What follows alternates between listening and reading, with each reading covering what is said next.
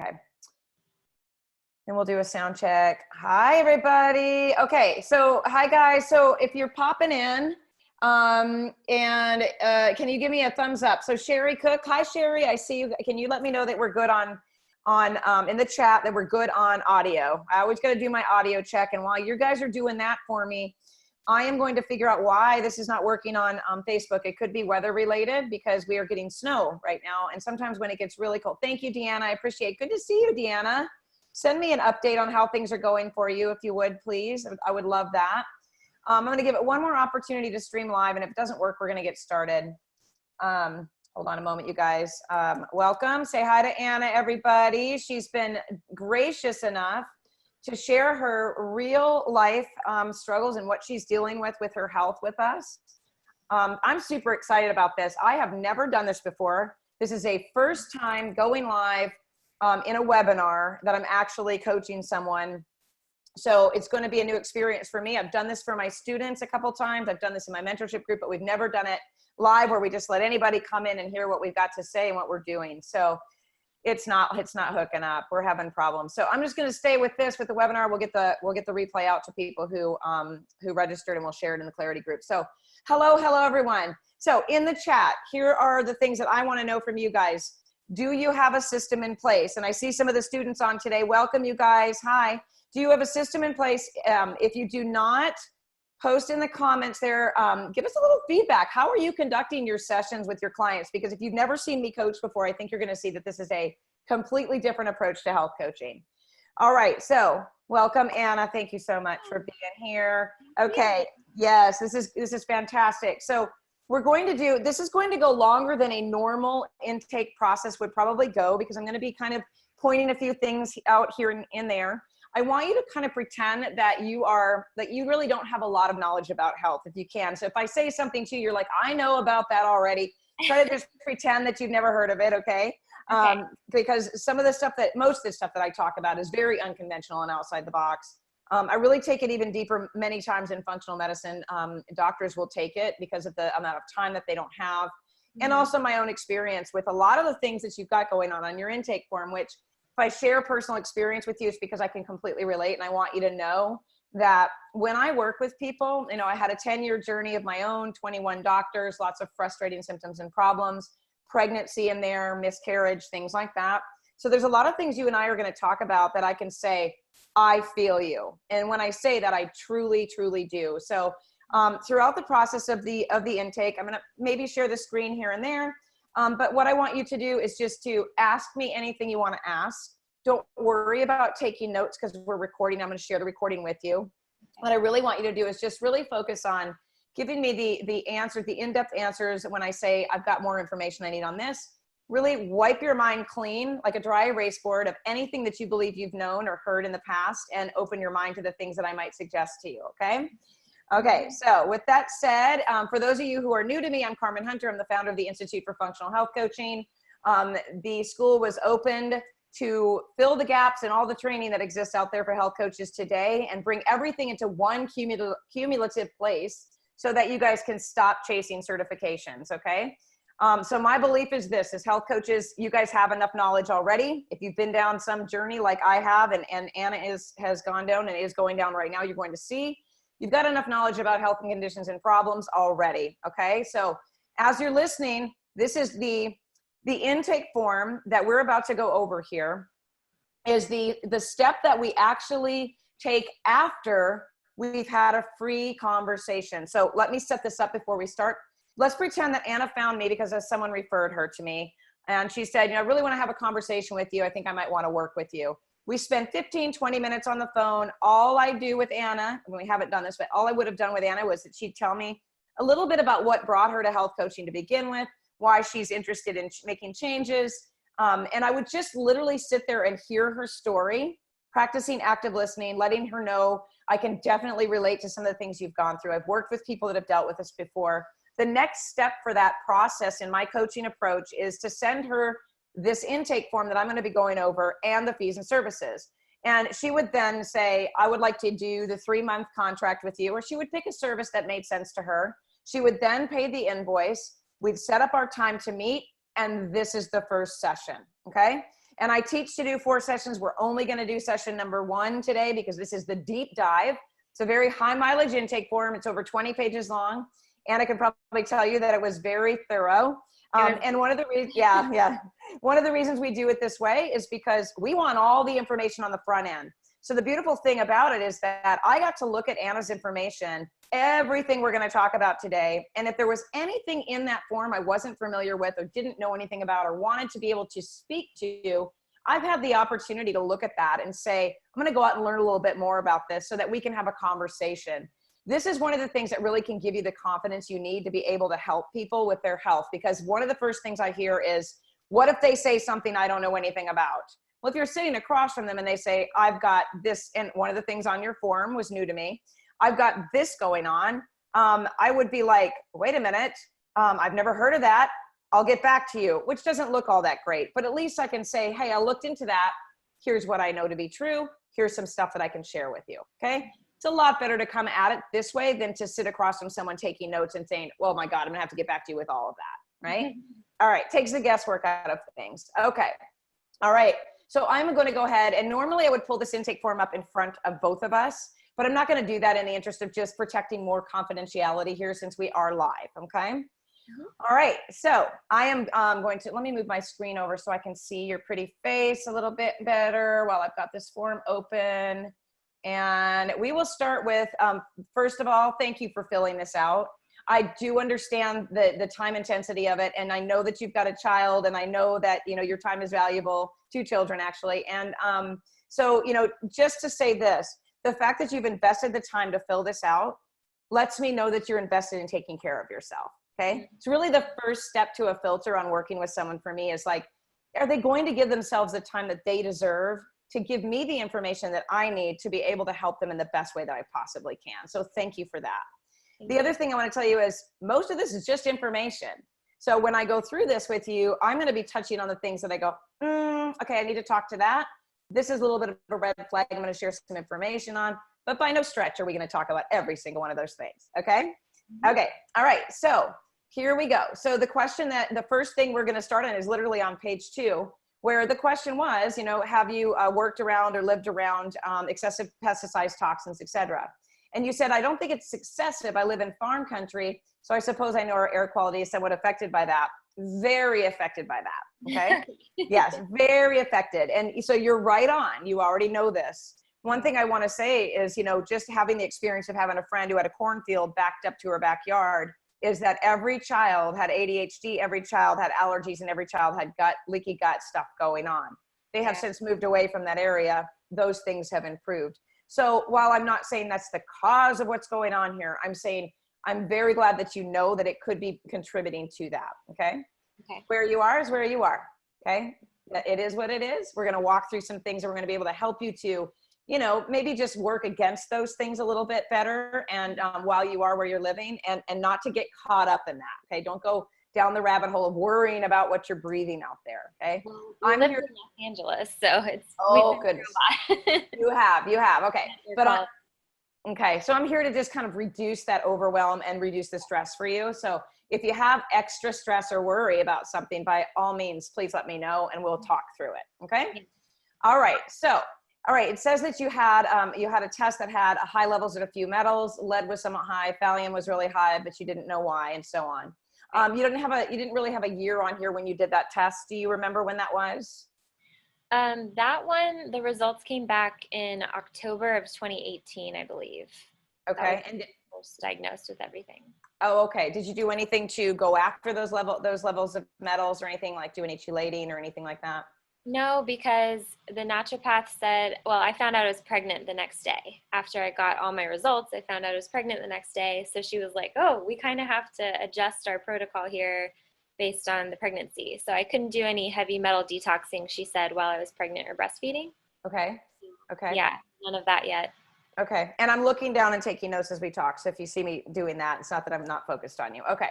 All right. And so in October of 2018, you were diagnosed with Hashimoto's thyroiditis, which I also have. Yes. 10 years of not knowing what that was my journey. Finally asked for the right test to be done, and voila, there we were. Right. And you say you see a doctor every couple of months who's watching the thyroid to help you with the Hashimoto's. Great. Do you like your doctor? I love my doctor. Fantastic. Yeah. Mhm. Good. Yeah. So you're very happy with him, and I'm glad. Is he a functional, does he have a functional approach or a conventional approach? He does. Very functional. He started as an MD. His wife got cancer and rheumatoid arthritis and all this stuff, and he cured her naturally, quit the medical profession, and became a natural doctor. So Oh, I fantastic. really believe in what he does. He's awesome. Oh, that's great. Good deal. Okay. All right. So I want to just kind of do a little bit of history here where the question is, have you ever been tested for or treated for any autoimmune disease? And you say Hashimoto's. When I was younger, I sometimes had psoriasis. It runs in my family. So, you know, one thing I like to say here, when I see things like it runs in my family, or it's, you know, genetic, or, you know, my mom and her mom and everyone's mom had it, so I have it, those kinds of things. I just want to remind you that, you know, even if something runs in our family, environment will pull the trigger on that gun, right, of our genes. So, but I also want to say this is remembering that you have that going on at a young age tells me that there was probably some autoimmune activity already brewing, right, under the lid. And same here, that lovely psoriasis, right? I even have the eczema too. I had the eczema on my fingers. Yeah. Yeah. So I hear you on that. And it's interesting because only after I started to learn so much about Hashimoto's did I realize and start going back on a timeline in my life that, wow, I didn't just get Hashimoto's in 2000 and get diagnosed in 2010 or whatever. This was something that had started its process, you know, was laying its foundation in my life at a very young age. And why is that important to know? Well, it's important to know because, first of all, it kind of helps us to feel a little bit of relief. We're like, oh, it wasn't something that I did, you know, in my teenage years and my grown-up years that caused this or whatever, or, you know, it removes some of the guilt, right? But it also lets us know that maybe something happened with the gut health or the microbiome or whatever when you were young. It's even possible that something was going on with your mom's pregnancy when you were in utero that could have caused this. Regardless, at least we know that, you know, it's a familial thing. You know, it probably started when you were young, but we also know it's taken years to come over to this place where you're diagnosed in 2018. It's going to take a little bit of time to go after and repair the things that have been damaged. So breathing a sigh of relief on that one as well. This is a marathon, not a sprint, right? Yeah. So we got to give ourselves some grace as we go after and work on these things. So you say I've heard about adrenal fatigue, but I don't think I've been tested myself. I'm going to let that one sit to the side for a minute because I want to get into the sleep part and all of that. You've got children, you've got a lot of things going on. So you're being pulled from all sides. So of course, if you're tired, that is to be understood. Yeah. Okay. Which you're getting up and you're breastfeeding and things like that. So yeah. And I will say this too, you know, Hashimoto's, it can be a trigger. Pregnancy can be a trigger for Hashimoto's antibodies to go higher, right? It can also be one of those times where we feel fantastic, because I felt great during my pregnancy. Did you feel good during pregnancy for the most part, or were you more fatigued? For the most part, yeah. Yeah, The first pregnancy with my son was awesome. That was like 5 years ago. And then we moved to LA, had a lot of things that happened. We don't live there anymore, but it had the miscarriage. And then, you know, since coming back and getting pregnant, it was a hard pregnancy. It wasn't like my first one at all. Okay. Yeah. And so, yeah. So one of the things that came into my mind when I saw that was potentially that the first pregnancy could have triggered that potential reaction, right? Because then it says that you had a miscarriage, right? Yeah. Okay. Yeah. And that's common, you know, and I never say that's normal, because nothing about our body not being in homeostasis and feeling good is normal. But again, it's common. I had a miscarriage myself. I had no idea that I had Hashimoto's when it happened. Lots of guilt went around with that too. Could I have eaten less donuts? Could I have moved my body more? What could I have done differently? Right. So, you know, I always encourage people, don't carry anything around about that, you know, you know, and you have a deep faith, so, you know, everything happens the way that is intended for you. Yeah. Okay. All right. So going on here, when you were diagnosed with Hashimoto's, you also had candida, anemia, and a lot of nutrient deficiencies. So again, you know, very common with Hashimoto's, and thus becomes the problem of, where did it start? Where did this come from? Was it the anemia, because we need iron for good thyroid health? Was it the B vitamins or the nutrients we were low on? I'm not sure. We need those too, right? Doesn't really matter, because what we're going to do is get back to the basics with things and kind of start from the ground up on everything. All right. I'm on your prescriptions and supplements and medications here.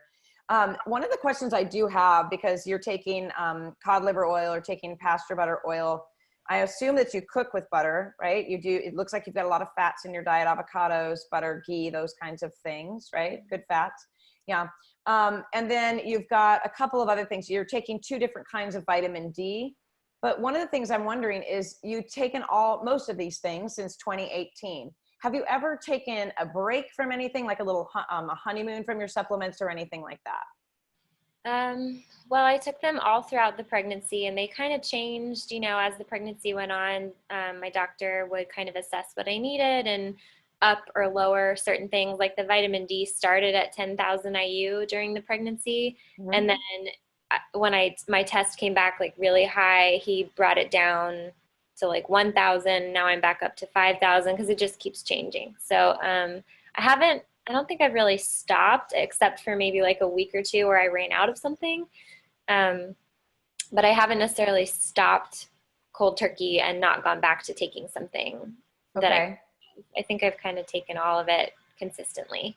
Okay. Yeah. So when's the last time he actually looked at everything you're taking, your doctor?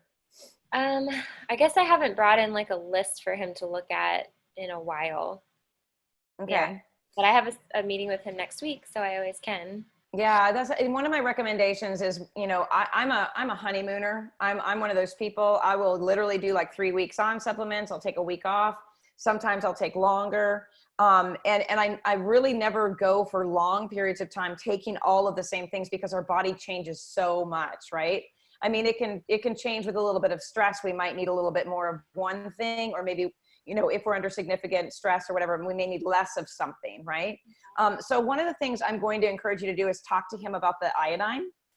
Okay. And I'm going to be providing you with resources and suggestions and things that I think are going to be important for you to have this discussion with him.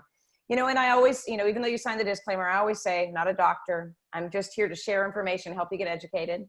But there has been a lot of studies done actually on adverse reactions with iodine, where many people who have Hashimoto's that start taking the iodine have an increase in antibodies. So I have seen that happen in the past. I've worked with people that literally just went to their doctor and said, I'm not taking this anymore. I need to see what happens. And their antibodies dropped. So that's one of the reasons why I'm suggesting that.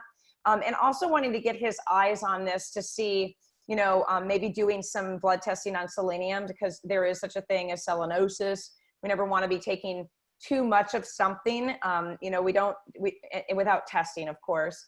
And I know that I saw in your labs, you've got a 35, I believe, on your vitamin D, which we're going to look at in just a minute as well. But are you back to a dosage that would bring that vitamin D back up again, or? Yes, the selenium, the iodine, and the vitamin D, I only just started those. 2 of them I just started in the last like week or so. So, and the iodine is a nascent iodine where you put on. The vitamin D, yeah, it was like in the 20s when I started this journey, and then it went high when I was on the 10,000 IU, and when I last saw him, he put me on the 5,000 IU because of the 35. So Okay, yeah, and I had seen that. It says since November 2020, but I think you meant the iodine since November 2019, right? oh yeah, sorry. That's okay. That's okay. I just want to make sure. Yeah. Okay. Yeah. And although it goes on your skin, and I know way too much about iodine or whatever, my question still is this: did you ever do an iodine loading test to see if you are actually deficient in iodine? I don't remember if he did one of those or not. I can Well, ask.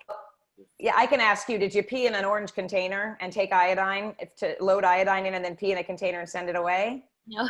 Okay, then we haven't tested iodine. So I'm Okay. making notes over here of things I'm going to send you afterwards that you can absolutely bring to him and look into. So there Okay. is a lab that does an iodine lab, and it works on excretion. So when the lab tests come back, it tells you whether or not you are sufficient based on excretion after loading iodine. The other Okay. thing that I really love about that test is it shows you bromide as well, which is a halide that can attach to the thyroid receptor and block all of the good thyroid, all of the hormones and the nutrients and all the things from happening properly anyway. So, Okay. looking at both of those can be super powerful. Bromide is in everything. I mean, shoot, it's in our carpet. We're not going to get away from it, but it's good to know whether or not you have too much. Okay. Mhm. Yeah. Okay. And then how come you're taking 2 different kinds of vitamin D? I had I don't even remember how I got on the 2, but I had started on the 10,000 IU and I had a K, like a vitamin K that I took them together. And then when he wanted me to take less vitamin D, he just put me on like the D/K2 drops. It's like Yep. together. Yep, I And take it's those like too. 1,000 IU. So in order to not lose the K, I have continued taking the D/K plus the new 5,000 IU D. So it's technically I'm on like 6,000 IU of vitamin. Okay. Yeah. Okay, I got you. Okay, I just was curious about that. Okay, Yeah. so NutriSpec Immune Power Explam. I've heard of Explam, of course. Restore. Tell me a little bit about the NutriSpec Immune Power. Do you know what like is it a powder or what is it? Is it a pill? Yeah, they're capsules, they're probiotic capsules. They're all different strains. And I think, one is more about restoring the gut, one's more about calming inflammation. And then the power is like to boost up, I don't know, they all do different things. And so he prescribed all 3 of them based on tests and what I came back needing. Okay, great. Okay, so we're going to move on. But the one thing I want to say about supplements and medications and things like that is when we're taking a lot of different things and we don't feel good or we feel good, we don't or we do, we don't really know is what's helping, right? So that's one of the reasons why I love a honeymoon. Even if it's just a week to kind of like get a clean slate, and then one at a time bringing things in for 3 to 4 days to see, how am I feeling when I take this vitamin D3, or is this, is the iodine making me a little anxious? Is that, increasing any kind of heart palpitations going on? Because that can be increasing thyroid activity when taking the iodine. There's all kinds of things, but when we take it all at one time, we really don't know. So honeymoons to me are take it all away, bring in one thing at a time. And I love pen to paper. Anybody that knows me, and when you become a student, you're going to see this. I'm a calendar girl. I'm a pen to paper girl. I like to take notes. Took the probiotic NutriSpec today. Had a little bit of noise going on in my gut I haven't had before. Not sure about that. Maybe it's a different strain. Writing those things down and paying really close attention is going to help you to realize maybe this has no effect on me at all, or maybe this is making me feel worse, right? So that's kind of the goal with the honeymoon. Okay. All right. So it looks overall that you're a pretty happy person. You've got a great husband who cooks for you. Hello. Thank you. Yeah, that's amazing. Even if he puts maple syrup on your granola sometimes. I love that comment. You're like, no. He's just trouble for that. Yeah, he's just trying to make you happy. And I love that. I love that he wants to see you, with some joy. And sometimes, sweetening things up in that way brings us joy. So that was nice to read. Happy with God, my husband's, my children, unsettled by a long transition. I hear you on that. As I said, we have quite a few things in common. And sad that we don't have our own home. You're migrating, you're living with in-laws and things like that. Had to move back home with my parents when I was 26 years old. Took everything and my cats and everything, and had to admit I am in debt. I don't know what I want to do with my life. My job is killing me and I don't feel good, right? Yeah. So I've been there, and I encourage you to kind of maybe flip this upside down a little bit and say, even though it feels unsettling to be where you are, there's always a purpose and a reason. But how fortunate you are to be surrounded by people who love you and care, right?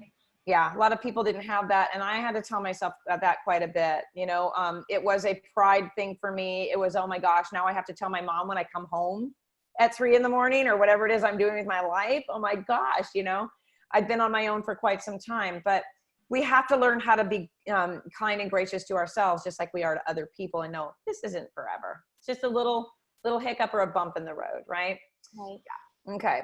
All right. So when you're talking here about the things that, you wish could be different and the challenges that you're facing, you talk about Hashimoto's can be frustrated in terms of fatigue, cooking a lot, etc. I know that it can come along with that sense of concern and worry. Like, is it ever going to go away? Is this ever going to get better? Right? Are the antibodies going to be lower than they were last time I got my labs back? And what I find to be true about that is this can be an area that can actually make things worse for us if we think too much about it. So as I'm talking through this and we're talking about all the things that you're doing, you may hear me saying things. I'm going to say, be graceful to yourself and relax about things. the reason I'm saying that is not because it's not important, right? That you have this, it's not a serious thing or whatever, but this is not an emergency we're in. You know, I love to tell people nothing's an emergency, but an emergency, right? So we have to start sending a message to ourselves that we want to get out of that parasympathetic response that we live in when autoimmune disease is taking us over and children are pulling at us and we're just in transition. And we want to say, how can we move over into parasympathetic just a little bit, because that's going to be your biggest needle mover when it comes to Hashimoto's, is how can we help you see stress a little bit differently?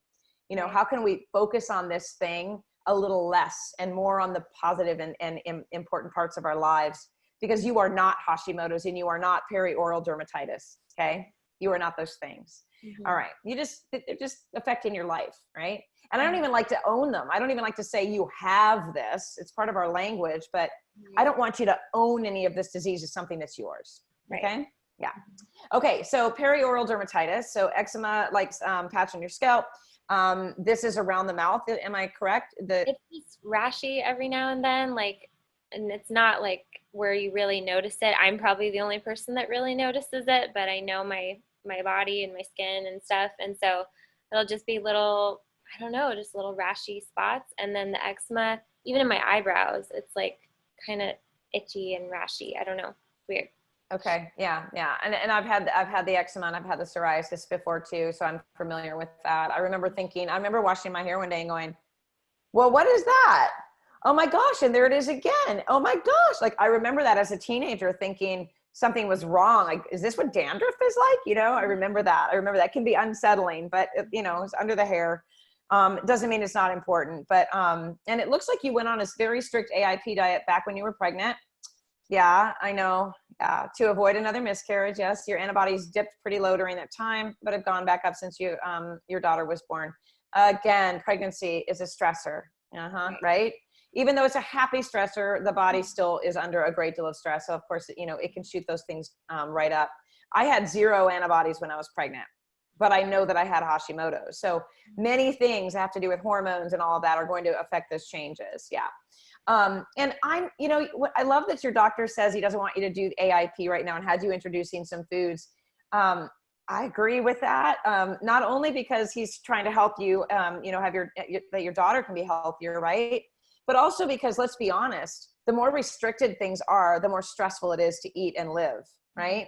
And so in the interest, in my mind, I would say the same thing, is that, it's not necessary to go all the way back to that kind of restriction and right? Because if it's making you feel worse and it's, reducing the stress in your stomach, the acid in your stomach, because you're so stressed out, you've already got some constipation going on. It's going to slow things down even more.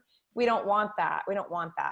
I do see a couple of potential changes with your food, but otherwise I'm with him. So I'm loving that you have somebody there supporting you. Mm-hmm. So, and again, this is me. I've gone over your form. I'm telling you what my views are. You got questions, just say, hey, stop talking so fast. I have questions, and I do talk fast. So, okay. So the perioral dermatitis, you've tried cutting out skincare products here and there. And I had also read that, the cortisone, can make it worse, right? It can exacerbate it. Right. So, and the fact that your daughter had it as well, right? It's one of those genetic things, right? It's coming from, from our lovely ancestors, but that's okay. But one of the things I would like to know is, what else have you tried? Like, have you tried anything topically for this problem besides the steroids? Well, I didn't put the steroid cream on me. Okay. I was putting it on her, and then it was still like on me. And so I thought maybe that exposure from it being on my hands and stuff, or getting my bloodstream, I don't know what was causing it, but I thought maybe that's what started it. And I haven't put it on myself because it said it could be worse. Yeah. Yeah. And is it gone on her now? Well, it's eczema. So it's like right here, and then she gets it on her back, and it had gotten infected when she was like 3 or 4 months old. And so they gave her an antibiotic, which I just cried because I was like, I do not want to give her an antibiotic. And then they gave her a hydrocortisone ointment. So I only put it on when it flares up. She still has it, and the doctor that I go to is trying to help heal her gut as well, because he thinks that the eczema is rooted in that. Because she actually, when she was born, I had GBS. I was tested positive for GBS in my pregnancy, so they told me they would not deliver my baby unless I took the antibiotic. So I had to give the antibiotic to, we had the antibiotic when she was born. And so that started her gut off with needing help, and she's had the eczema ever since. So. Okay. And he's working on probiotics for her and things like that, or? Yeah. He gave me like a certain tincture that I use for her, marshmallow root, and then the probiotic powder. Okay. Yeah. So, do you know what I'm just curious, so the probiotic that he gave to her is? He had me do the NutriSpec ones for her as well, like a third of the capsule, but I was reading about histamines and eczema, and I ended up, sorry, I probably am not supposed to know anything. No, that's okay. Go ahead. I just meant like generally, like, just. Yeah, she's on Gut Pro Infant because it doesn't have the high histamine like strains in it. Okay, so she's on the one without the histamine strains. Yeah, I switched her to Gut Pro Infant. It's got ones that are supposed to be good for eczema. So. Okay, and what about your probiotic? Is that one low histamine as well? I don't know if it's considered high histamine, but it's the same one he had her on initially, and I'm taking it. So I guess that could still affect her. I'll have to ask him about that. And you as well. I had a note to talk about histamines with you. Okay. Yeah, that's true. Yeah. I thought about it, but I don't know. I'll have to ask. Okay. Hang on, I'm writing myself a note here. Yeah. Okay. Because as I was looking through your food, I was thinking about histamines. So it's just kind of in the back of my head a little bit. I know that Claire Labs has a great probiotic for infants, but you're already on one of those. But I really want you to find out about that for yourself and for her as well. So you see him next week. Maybe that's a good question to ask, right? And when I send you your email follow-up, I'll include that in there to ask about that. Okay. Yep. Ask about the probiotic. If it has the high histamine strains in it, then I would definitely consider trying something different for you as well. Okay. Yeah, they do. The three, I looked up like all the fancy names, the lactobacillus, the ones that were considered histamine, and they're in mine. So. Okay. Yep. So there we go. One little thing we might want to just check in on. Yeah. Yeah, that's a good idea. Okay. All right. Let's see here. What are your personal goals for the future? It sounds shallow to say money. Not at all. Not at all. We have to have it. We have to have it to live. Yeah. And I did sense a little bit of, mindset stuff going on around the money and worry about the money and all of that kind of stuff. And as we know, what we focus on grows. So if we focus on what we don't have, we're just going to get more of what we don't have, what we don't need, or whatever it is. You know what I'm trying to say here? We want more money, but if we focus on the fact that we don't have any, we're not going to bring in that abundance. So a little bit of, mindset shifting on that. It doesn't sound shallow at all to say money. 100%. All you want to do is provide a beautiful home and a life for your family and enjoy yourself. And we have to have that. It's the world we live in. We're not on an island where we take our coconuts and lay around in a loincloth all day long, chanting mantras, right? So right. let's remember that, everybody has to have that. And yes, as you say, transition is a hard season. But again, I truly believe with your faith and everything that you guys in the tight bond you have as your family, that this is one of those places where, what's coming for you is going to be so much bigger and better than you could possibly imagine. Oh my gosh. Like seriously, because we don't go through these kinds of things without, this is what my therapist always says.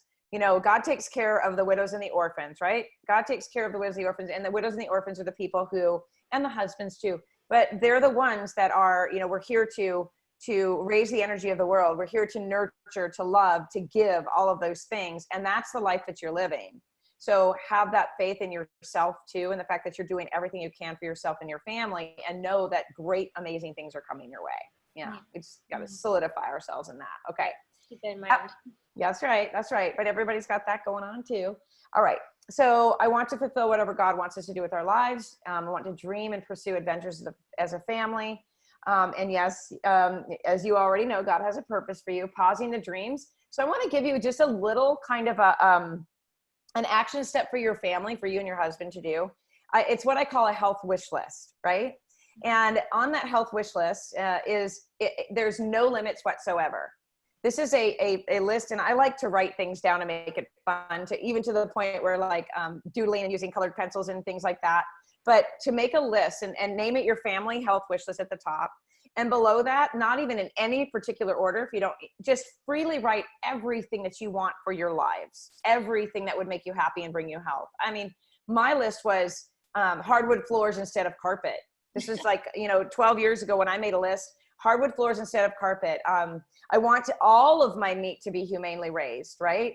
I want all organic. I want to be able to afford all organic food. I will just put it all out there, even down to getting the right filters to, the expensive ones that go in the ceiling that you can leave there for 3 months. Nothing was off limits. So why we do this is because the dreams that we have, they're just living inside of us and they're dying to get out, right? So we can talk about it all day long, but it's out there and then it floats away. You put it on a piece of paper, you put that first step out to the world and to God himself that says, these are the things that we want for ourselves. You put it where you can see it, things will start to change. I know that sounds hokey pokey and crazy, but I can tell you that it's the honest to gosh truth. Yeah. Things will start to move in the right direction for you once you get it out of yourselves, out of your cells and into a place where you can see it and you can bring it into your world. The other thing is that even if there's something on there like, I want to use organic mascara. I'm just making this up. There's some serious power in taking a pen and drawing through one little thing, even if it's just a $7 bottle of mascara that you are now able to use and you are making a good decision for yourself for that, right?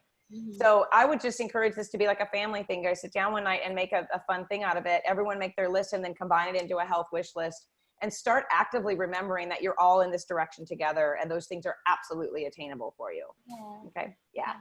Okay. I know. Cause the first time my kid and my ex-husband looked at it, they're like, what is this for? And I'm like, you guys don't even have to invest in it, but this is going to start to happen. Just wait. Right.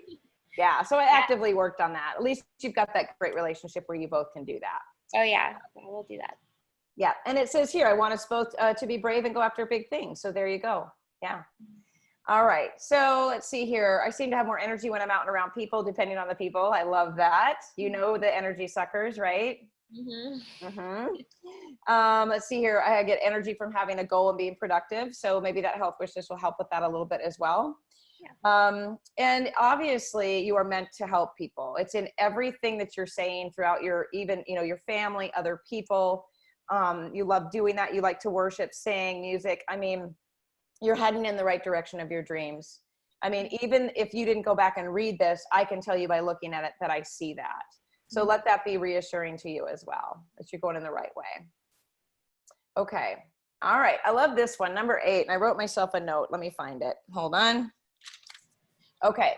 It says, where are you most irresponsible? Food choices, skipping exercise, etc. Be specific. Take as much room as you need. I am not great, capital letters, at exercise. It always ends up being back burner because I find my time filled with so many other things. I like ending my day with a sweet treat, but these are almost always homemade or something as simple as berries. I'm not sure how irresponsible it is. Not at all. Just a way of spoiling myself, which you deserve. You say, I probably don't take in as many vegetables as I did when I was pregnant. I found I might cheat a little more since having my daughter because while I was pregnant with her, I was so strict and careful. Okay, I want to pause for just a second here, and I want to just go back and I want to kind of pull out a couple things.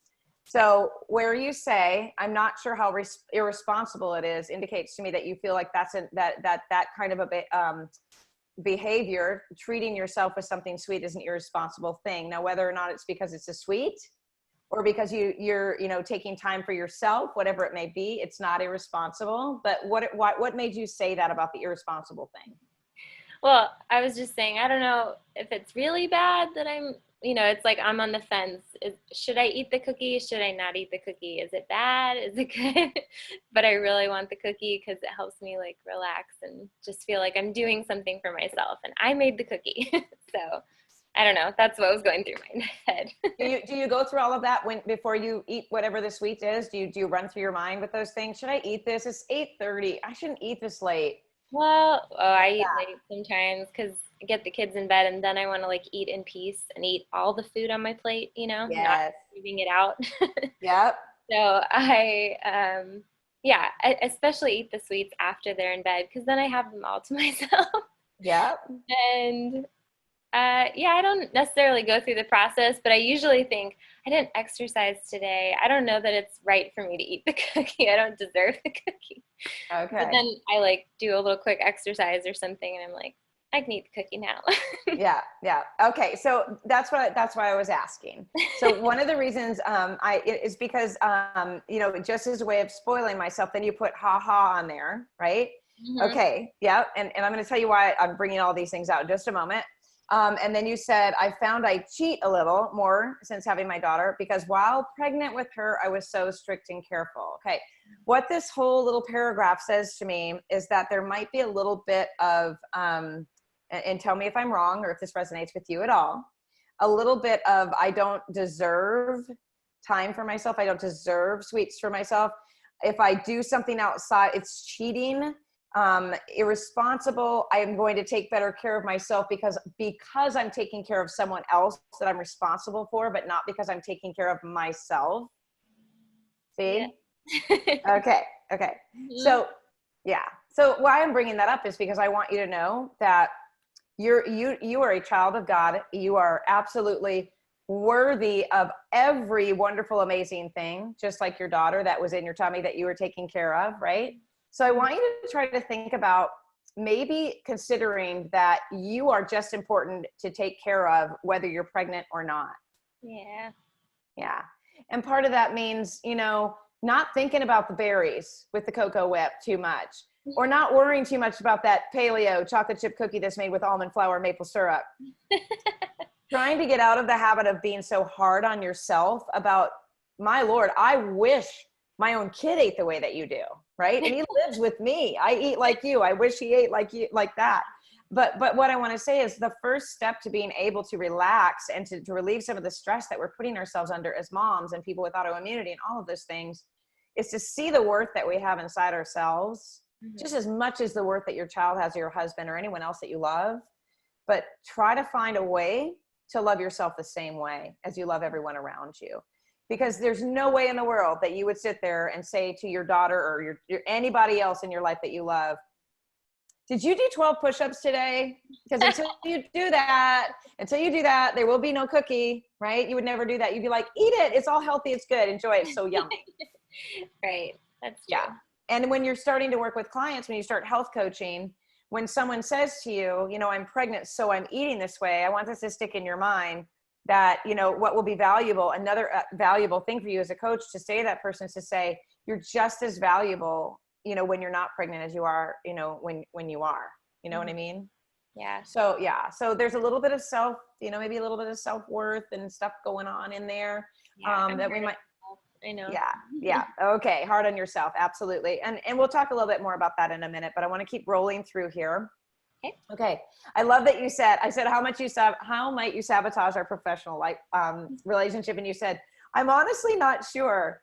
That's perfect. That's absolutely perfect. Because I sometimes get a list of things people will do just to avoid being on. And what that means is that you're willing to have an open mind and commit to yourself for the things that that will be good for you. Right.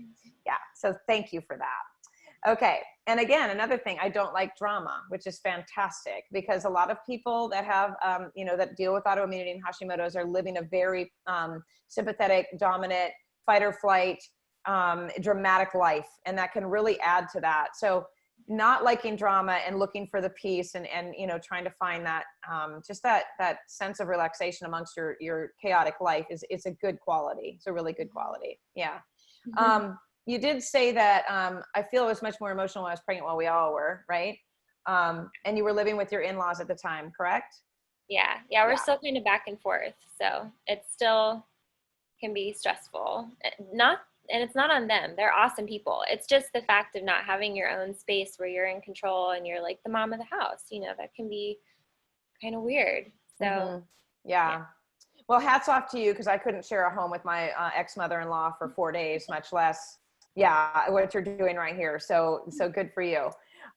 Okay, let's see here. And there's number 13 here. I'm probably too hard on myself. I used to be a lot harder on myself, but have gotten better about it in recent years. And you said there are a couple of people in our family that frustrate you because they get offended at us at times and cause drama and blame us for poor communication. Yeah. So can you, without, you don't have to use names or anything like that, but can you give me a little bit of feedback on that? Like, what are they getting offended at you for? Well, it's been a couple situations. Like, one of them was my birthday party was going to be thrown on like the same weekend as her birthday, and so they got all offended that we didn't ask their permission, but we didn't even know, like my husband didn't even know that it was her birthday. He was planning like a surprise party for me. So they got frustrated by the lack of communication, that we didn't ask their permission to do my birthday party. And I'm like, listen, he's a dude, like he didn't even know it was your birthday. So it wasn't anything against you. It was just the fact that he didn't know, and he was trying to do something special for me because I turned 30. So yeah, and they were all offended about the lack of communication, and we just kind of told them we didn't know, Yeah. Yeah. So, The fact that someone would think that you would have to ask permission for living your life makes me, question that a little bit. So one of the notes I made about that was, have you ever read the book, The Bait of Satan? no, I don't know. Oh, fantastic book. Life-changing. Oh my gosh. It is about offense. It is about offense and how we are living. Everyone's offended all the time, everywhere. Yeah. I mean, if the wind blows and someone's fertilizing their lawn and it comes my way, I'm going to be like, "Oh, I cannot believe that is blowing through the air towards me," right? That's offense, right? That's just an example. But, we get offended if someone pulls out in front of us in traffic. We can get all in a stir about things. This book is fantastic. And because you have such a great relationship with God, and you are such a, you're a faith-based person, I am going to highly recommend this book for you. Okay. It is going to carry you through so many things in your life. Once you start reading, you're going to be like, you put the kids to bed. I think it's going to be that good. So I will share the name of that. I'll share the author of that book with you. And I think it can actually even help you as you're going through this transition as well. Just to kind of help shift your mind a little bit and help you just, again, just relax in the situation that you're in. But I really want to hear back from you on that one once you get started on it. Okay. Yeah. Yeah. Okay. All right. So let's see here. Do you find yourself constantly worried? Where your frustration is, again, aware of finances and things like that, the transition you're in. I was surprised to see that you don't worry more, to be honest with you. So I'm really glad to see that. That just means that you've got a healthy place to get your support and to share your fears and all of that stuff. And there's someone bigger in charge of you, and that's part of it, right? It's why we added spirituality into the Institute for Functional Health Coaching, because without a higher power, you cannot be the happiest person. I don't care if it's Buddha or God or universe or whatever you want to call it.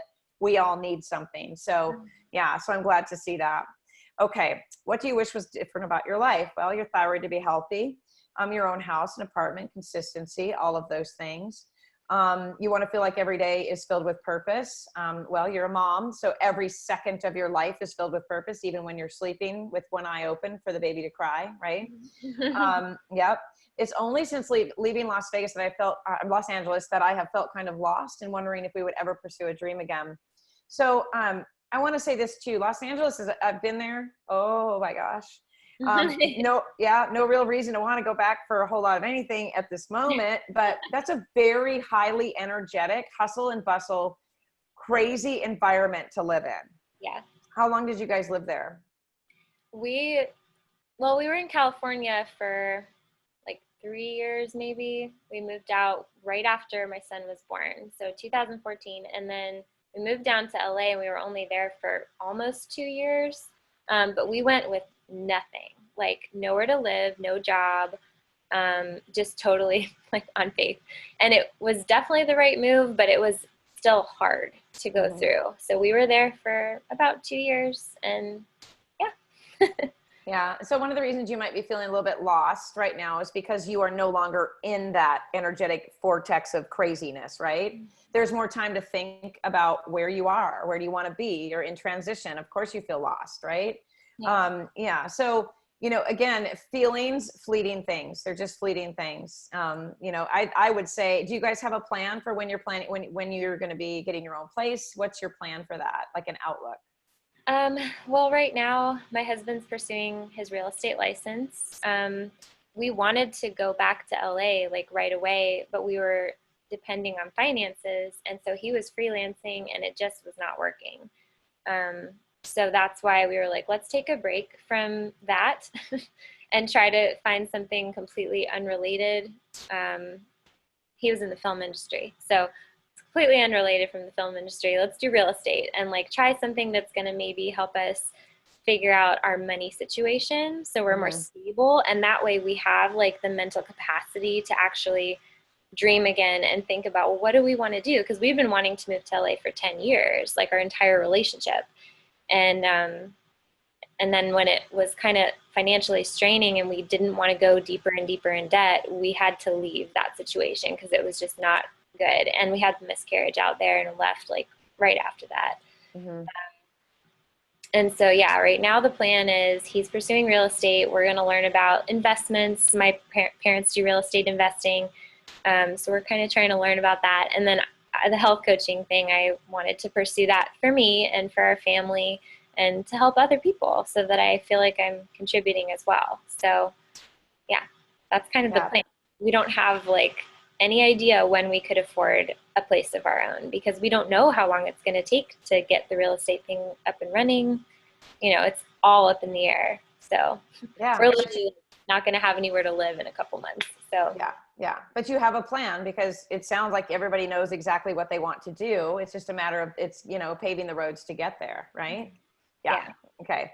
I love this. My husband is a superstar. He cooks for me a lot and will pretty much support me in anything. Again, his only vice is he likes to spoil me and he puts maple syrup over my granola sometimes. So he supports your strict and expensive food outsourcing standards. That's great. And having to buy the supplements, which is a huge financial burden, yet he never complains. That's great. And again, back to the supplements and stuff. Once you have that conversation, do talk to your doctor and say, we are spending a lot of money on supplements in this, and I've been doing this for a couple of years. Do you see anywhere that we might be able to kind of trim the fat a little bit on this? Or what is your thought about a honeymoon from these and maybe taking one thing at a time and seeing what's working and what's not? Just, maybe that could ease the burden just even a little bit because they are expensive. I mean, shoot, one bottle of some of this stuff is $35, $40, sometimes $60, $70, depending on the quality. Yeah. So yeah, that might be an area where you can save a little bit of money too. Okay. Yeah. Okay.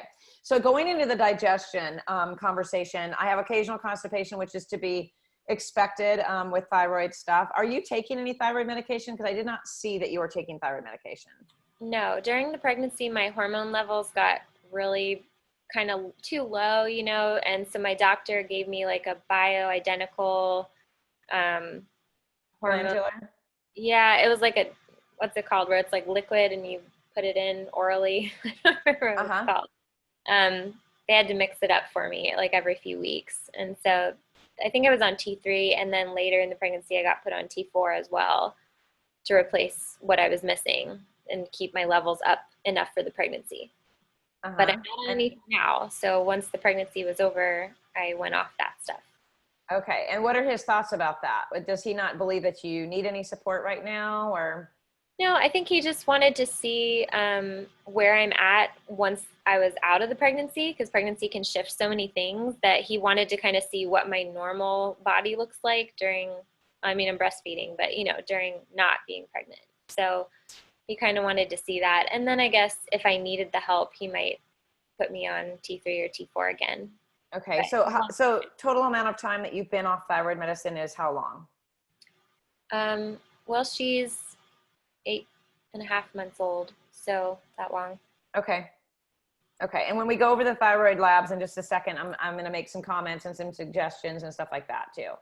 Okay. All right. So let's see here. You have a 1 to 2 bowel movements a day. You'll have gas maybe once or twice after eating something that you wouldn't normally eat, like Chipotle. I hear you on that. I don't know.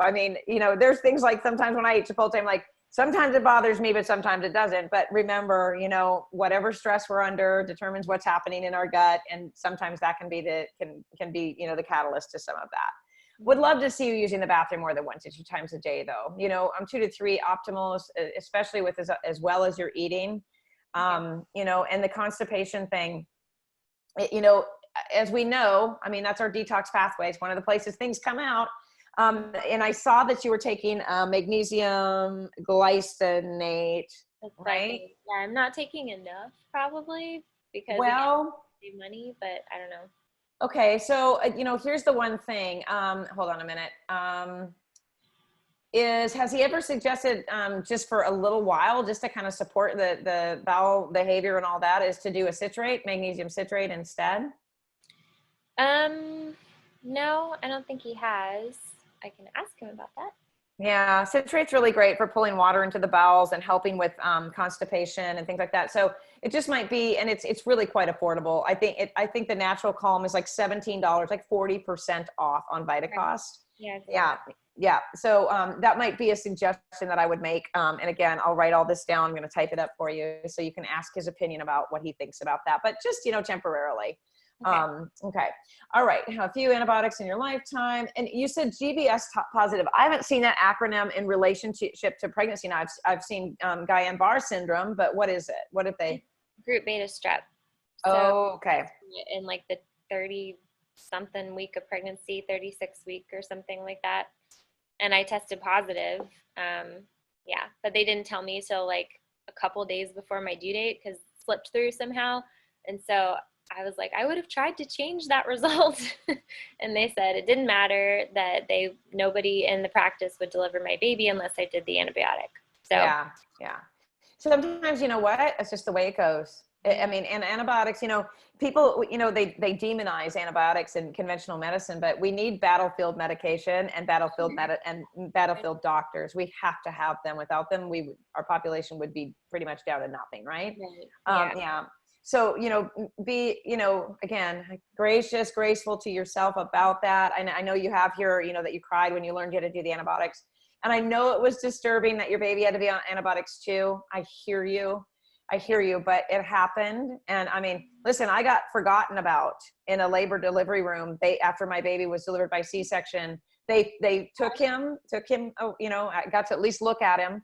And then when I woke up after whatever they gave me, I woke up in a room, not plugged into machines, pitch dark. They'd forgotten about me. So I didn't even get to be with my baby right away. You want to talk about trauma, right? Yeah, that's traumatic. It was traumatic. But the thing is, whatever happened in the past, and it doesn't belong where we are today in this moment. Yeah. So forgiveness for that. You guys are both here working on getting healthier. That's the important part. Okay. Mm-hmm. All right. So, we're on the food portion here. And as I mentioned, we're probably going to go a little bit longer than a normal session because, we're in front of people, we're talking, we're going to have, and again, questions, you guys, you can put in the Q&A if you have questions about this whole process. So I noticed here that you have, you've got, bone broth, and you've got quite a few things in here that might make me go, histamines could be an issue, maybe a little bit. The turkey meat, even though it's pasture raised, it's still turkey meat. Curious about do you eat a lot of leftovers? Because I know that I mean, when we cook paleo, we try to cook as much as we can so we can eat leftovers the next day, right? Right. Yeah, we do leftovers. Okay. Mm-hmm. Yeah. So the reason I'm asking that is because, again, histamines, leftovers start creating histamines, and it can be one of those things. I know. I only just learned about that, and I'm like a little overwhelmed, but yeah. Yeah. Well, I'm going to underwhelm you with it. Okay. Because we're not going to go, that's your problem, don't eat anything that you've been eating. We're not going to do that. Yeah. We're just going to get you some education. We can, if it makes you feel any better, yesterday when my boyfriend called, he was like, I don't know what's going on, but blah, blah, blah. And I think, I really think that we're at the point that we've got some histamine stuff going on. We've been talking about it for 3 months now.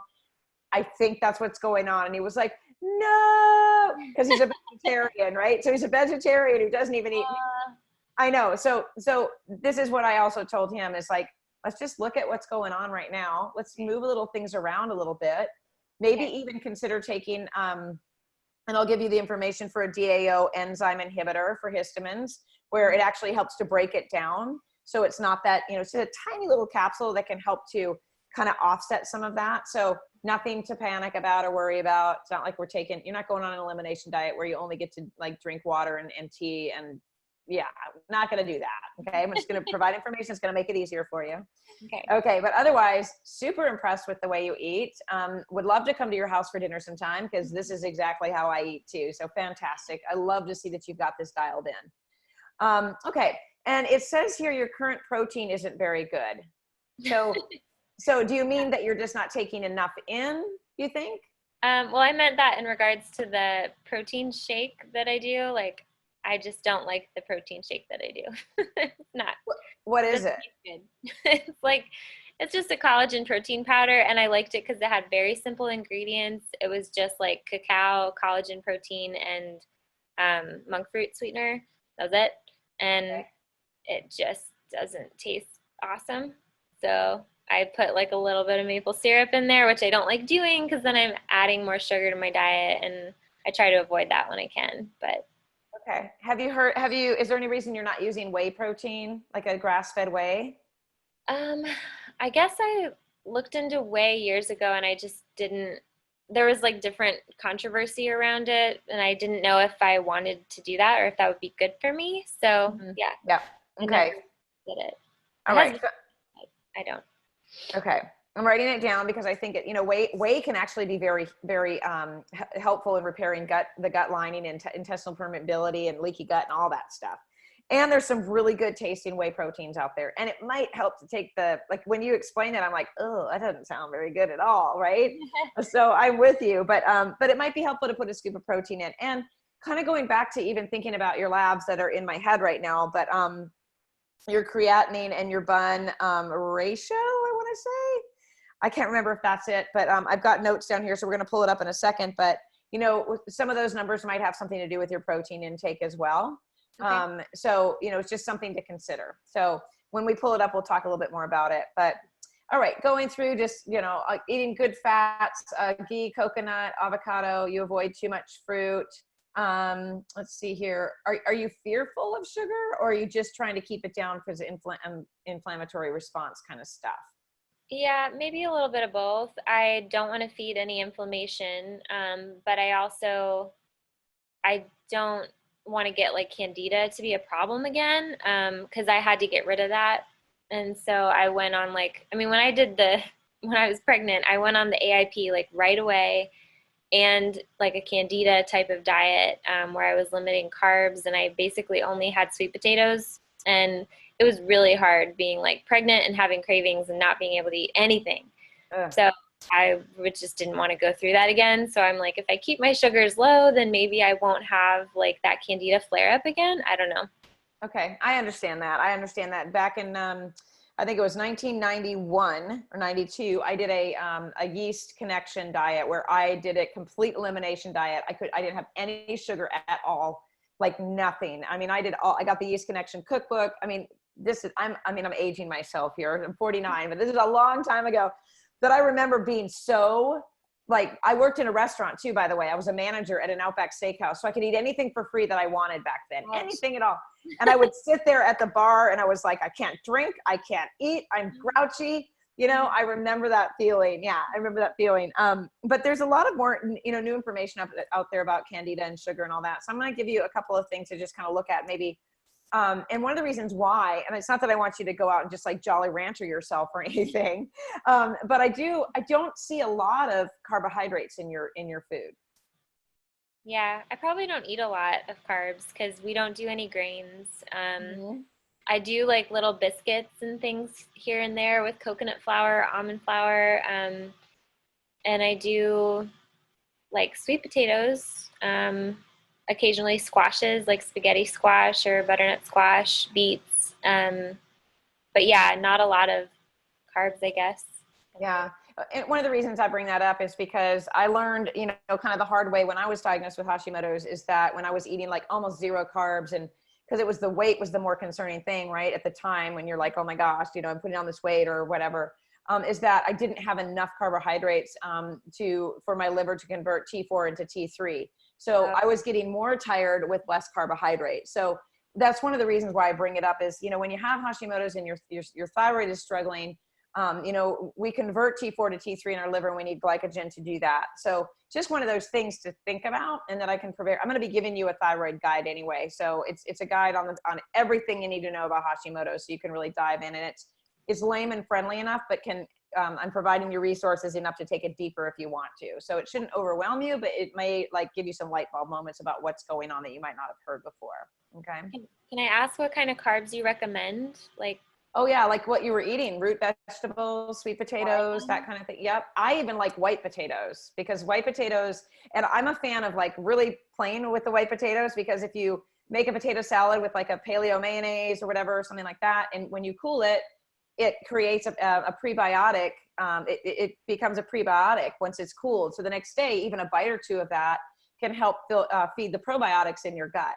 So you don't necessarily have to take a prebiotic, which can get expensive as well. I know my prebiotic powder is like $40 or something like that. So it can actually be beneficial bacteria for your gut as well. Yeah. And plus they taste good. So there's that, right? Yeah. So people run from white potatoes. I'm like, don't run from the potato. It's got all kinds of great things for you. Yeah. Okay. And it looks like your mom pretty much, let's see here. She said she started learning about organic stuff later on in your time at home. Yep. Didn't have too much sugary stuff, things like that. But I mean, is she a healthy eater now? Like, does she do pretty well, or? we both found out we have the same thing at the same time. So we both went and saw the same doctor, got diagnosed with Hashimoto's, her and I both, Candida, her and I both. Our like allergy panels, like for food intolerances, were like almost identical. It was really weird. So we're on like the same kind of diet pretty much. And whenever I'm around her, I'm like cooking, you know, and like we're trying to learn together. So she eats really well too. She cheats more than I do, but I'm harder on myself than she is. So that's probably why. She'll go to like Panera and like Chick-fil-A and I'm like, oh, you can't. But yeah, she's more flexible, I guess. Yeah. Were you living together when you got all those results back? Off and on, like ever since leaving LA, we've just kind of gone back and forth. So we'll go stay with my parents for a little while and visit with them, and they get to be with the grandkids, and then we come back up here. So we've been very back and forth. Yeah. So that would make sense that you and your mom are, you know, I mean, let's think about the college women that start their periods at the same time, right? You spend enough time with someone, your body's going to adapt to the same types of things sometimes. Mm-hmm. Since you have that genetic predisposition, you know, it's possible that, I mean, I just believe in all that. That's probably why you both were diagnosed at the same time. So it's kind of a blessing because you both know, and now you're both kind of going in the right direction together. Yeah. Although I don't recommend you go out having Chick-fil-A or Panera, I do recommend that maybe we try to take that word cheat out of your mindset, because we don't want to have a negative connotation about food. Food isn't cheating. Food is sustaining if we eat the right way, which you are certainly doing. Right. You're certainly doing that. Even if you got maple syrup on your granola, it's not cheating. Oh, there goes. Is that a dog or a cat? Your dog just walked across the bed. Oh, it's my mother. I'm in her room. Is it a cat? It's a dog. Oh. It's a papillon. They're like French butterfly ear dogs. Yeah, my sister used to have one. His name was Gizmo because of his big ears. Aww. Yeah, super cute. Okay, I'm always distracted by animals. Forgive me. Okay. All right. So we're on to exercise, and we're getting close to the end here. As far as exercise is concerned, so I see you've got diastasis recti, which is ab separation for anyone that's listening and doesn't know what that is. Very common thing. You know, and so is your exercise, how much exercise? Hi there, whoever is visiting. Sorry, my baby. Okay, let's see the baby. Bring the baby in. Okay. Hi. My husband's here. Oh, hi, husband. Oh my gosh. Hi. Oh my goodness. Hi, Peanut. What is her name? Her name is Nora. Nora, look at you with your hair bow. Look at you pulling that off. Oh my gosh, she's so cute. You can hold her if you want to hold her while we finish. It's fine. Thanks. Is she hungry? Not quite. She's fine. Oh, okay. I just want to peek and see how you guys are doing. Oh, we're good. We're almost done. We're almost done. We just got a lot. Yeah. To feed her. Oh, she's so cute. She's so cute. Okay. Yeah. We're getting comments. So adorable. Everybody loves a baby, right? Yeah. Hi, sweetie. Okay. All right. So first, I just want to say about the exercise thing, you know, when we've had a baby and, you know, one of those things that is so, it's so not helpful is for people to say, oh, you look like you've lost all your baby weight, or, oh, what are you doing to lose the baby weight, or whatever it may be, right? We just made a person. We just made a person. So one of the things I try to help women understand, and I wish someone had said this to me back when I had my baby, was this does not matter right now. Exercise is important because for our own health, just to keep us moving and all that, because, you know, being sedentary is not good for us. But oh my gosh, getting abs and losing fat and all of that stuff has got to take a backseat for women after they've had babies. It just has to. You are moving enough, chasing children, lifting them up, all of that stuff, not to mention you're young. So it's not like your bone health is going to crumble if you don't go get your squats in. So I just suggest, you know, for you, obviously work on your diastasis recti, of course. But I want you to just kind of let that go a little bit, do some walking, anything that feels good as far as weight bearing exercise that feels good, not that's going to like put you into soreness where you can't sit on the toilet the next day kind of stuff. This is not the time, right? And you know, I always say, here's your permission slip to take care of yourself in a way that feels good to you right now. And if an exercising too much isn't it, it's just not it. Okay. You gotta let it go. Have to let it go. You've got other priorities. Yeah. Okay. So you're getting 5 at the most uninterrupted, which, man, I'm jealous of that. Mine was like 2 and falling asleep in the glider with my head tipped back sometimes. And that you go right back to sleep. Let's see here. And again, I wanted to point this out. You say, I go to bed between 11:30 and 2. Bad, I know. There you are being hard on yourself again, right? Yeah. So what I would love to see, and this was a hard thing for me too. So hear me on this. I know it's hard to dial back the bedtime. It's just as hard to take a nap when they nap, right? I remember someone saying, all I can tell you is nap when he naps. And I'm like, whatever, I've got a house to clean and food to make, and I got to vacuum, and I'm president of the Humane Society. I have things to do, right? But we should be resting when they rest. And if you can't, then at least let's dial the bedtime back. And even if it's 10 minutes at a time or 15 minutes at a time, try to get a little closer to 10:30 and eventually 10 if you can. Okay. And see how it feels. It doesn't mean that that's going to be your time, but certainly way before midnight if you can, right? Yeah. I know. Yeah. We want to get you as close to the circadian clock as possible, because the time's going to come where you're not being woken up to breastfeed at night. And where we don't want you to be is stuck in an upside down situation where cortisol dominates and melatonin dominates during the day and cortisol dominates at night. So if we can bring you back a little bit, as we know, melatonin rises at night so we can sleep and cortisol goes down. Yeah. We can get in a flip-flop situation if we go too far off that circadian pattern.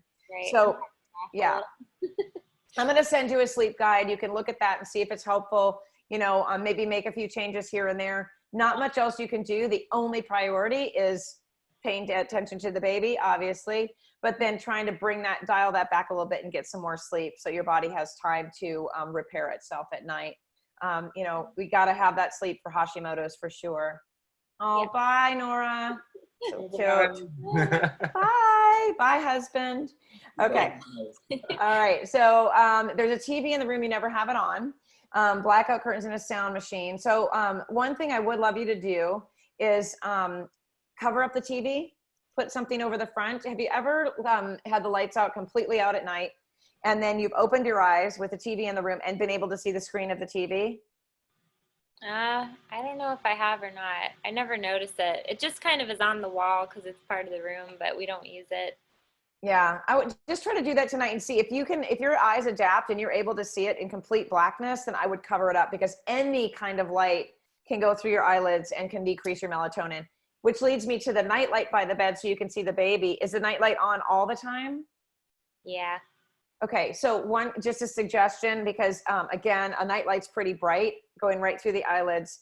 Mm-hmm. What I would suggest is, and this is what we've done, is we have a salt lamp.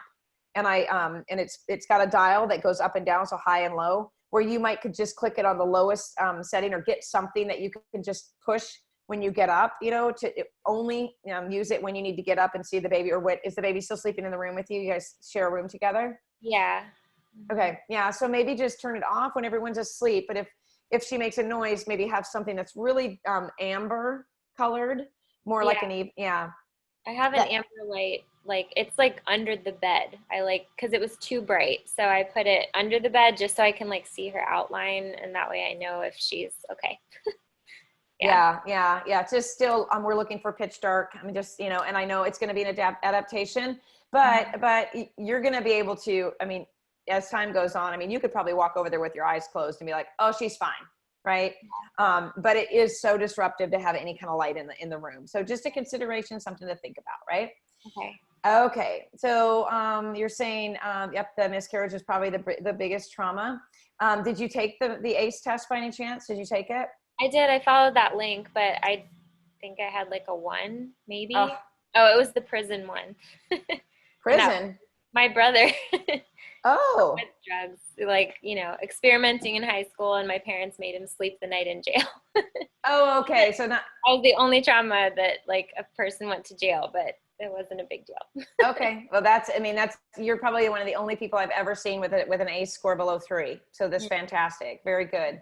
Yeah. And, you know, I do encourage you, if you have worked through the miscarriage, have not worked through the miscarriage trauma or whatever, if it's still something that makes you sad or sits with you a little bit, you know, maybe explore how to let that go and how to release that even more, maybe through a pastor or someone, you know, that you can get some support through, because even if it's like not in the forefront of our mind and making us cry every day, it's still sometimes that thing that can get buried in our bodies. And then at the moment where we least expect it, show up and cause us stress, right?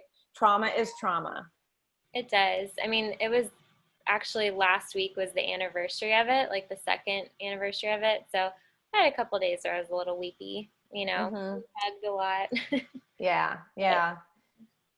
So it's there and it's okay as long as it's not affecting your daily life. But, you know, again, traumas and unaddressed traumas can definitely come back in and kind of show themselves. Yeah. Okay. All right. So we're at the end of the form, lots of information, but I do want to go to your thyroid lab here, or your labs, because the thyroid's one of the things I want to talk about real quick. Okay. And then a couple other things I'm just going to bring to your attention for you to have a conversation with your doctor about. Has he reviewed your labs already? He looked at them briefly, but my appointment is next week. So we haven't like sat down to go through everything yet. Oh, okay. But I always come to him with lots of questions. So anything that you recommend I discuss with him, I'm open to that. Absolutely. Okay. So, yeah, obviously the first thing I want you guys to have a conversation about is the elevated BUN and the elevated, BUN creatinine ratio of 43 and the AG ratio. So have you looked into any of this? Do you understand anything about labs and things like that? Some things I do, like with the thyroid, I'm a little more attentive in understanding stuff, but a lot of the other stuff I don't really understand. Like, I don't even know what you said. Elevated. Okay. BUN. Yep. I'm going to pull up the screen. I'm going to share my screen with you. Hold on just a moment. But let me make sure before I do that, hold on a moment, before I go sharing this, I want to make sure that your form is hidden. Okay. I do have a question about sleep whenever you get a chance. Sure. Go ahead and ask while I'm pulling this up. Okay. I've noticed in the last few weeks, my biggest problem with sleep has been in the mornings. And maybe that's because my circadian rhythm is off, but it's like around 7 or 8 in the morning, I'll like wake up and not be able to go back to sleep. And my husband right now, like, because she goes to bed really late, my daughter, my husband will get up with my son in the morning and I'll kind of sleep in with the baby sometimes, but I find I can't sleep in. Like, I'm laying there and it's like 8, 9, 9:30 and I like can't get back to sleep. And I don't know why. It's like my mind races and I think about all the stuff I have to do and all that, but I just have a lot of trouble sleeping in the morning. Okay. Yeah. Are you tired in the morning, or do you wake up and you're like, man, I know I need to sleep, but I'm not tired like enough to fall asleep? Is it that feeling? No, I mean, I guess I'm like alert when I wake up, and I keep waking up to like go to the bathroom because I drink a lot of water before bed, which isn't good, I guess. But, you know, I just can't stay asleep. If I get up to go to the bathroom in the morning, then I'm laying there thinking like, I should get up, I should get this stuff done, you know, and I can't sleep. Yeah. So two things could be going on. You could just be doing the normal ruminations of there's not enough time in the day, the baby's sleeping, I should be working on something. Oh my gosh. Yeah, which, you know, can elevate our cortisol a little bit, right? But it is morning, which is when cortisol should be high, which is when we're supposed to be up getting things done. If you know, caveman, fire, sunlight, that's when we work. I wouldn't worry too much about it unless it's affecting you throughout the day where you just feel like you're about to hit the ground because you're so tired. It just makes me tired. Like today I'm tired because I didn't get much sleep. So okay. Yeah. So let's remember, we just talked a minute ago about how can we reset that clock and get you going to bed earlier, because that's going to probably enable you to sleep a little bit later in the day, right? Yeah. If you're going to bed at 10 o'clock and by 10:15, 10:30, you're asleep, and then you wake up to do a feeding in the night, come morning, you might still be tired come 7:30 in the morning and be able to relax enough to sleep in, right? You know, it could be that way. I don't know. It just depends. You have to play with their bedtimes a little bit. Okay. Yeah. So again, cortisol is supposed to be high in the morning. So there's that.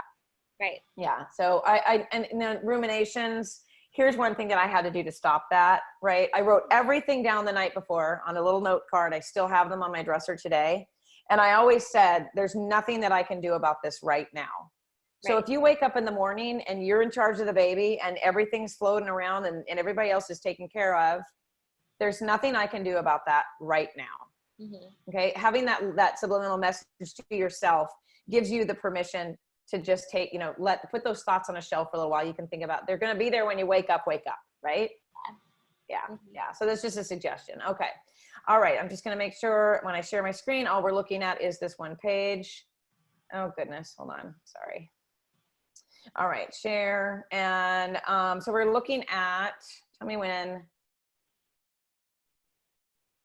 Oh gosh. No, it's spinning. Why is this spinning? Okay. So you can see this? Mm-hmm. Okay. Fantastic.